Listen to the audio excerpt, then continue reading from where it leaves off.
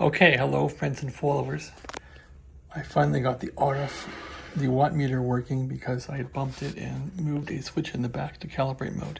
Anyway, that's all fixed. So here's the 32S-1 that I've spent most of Saturday fixing, and after spending days on this radio and replacing parts on the bottom and wondering if the rotary switch is wrong and the wafers are bad and looking at all that, looking for shorts, and maybe I found one or two shorts, but this would not work really because I didn't have the slug rack adjusted correctly, and I had simply leveled all the slugs on 40 meters. So basically I'd gone to 40 meters, say, on the exciter tuning here, and pretty much all the slugs at that position are all level, and Drake does it that way. So I took this as gospel that, oh yeah, it's all fine, all the slugs are level and happy slugs. Well, that's not the case with the Collins.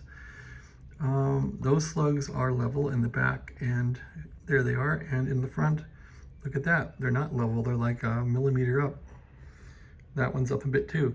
And so that's what I had to do to get all the bands to work in this thing, is I had to fiddle with the capacitors. And so basically, if your slugs are wrong and you're trying to tune this thing, you'll turn some of these capacitors on certain bands, and they're all labeled with the frequency they cover, and they won't do anything. You'll say, oh, I'm cranking this thing, and is the capacitor broken?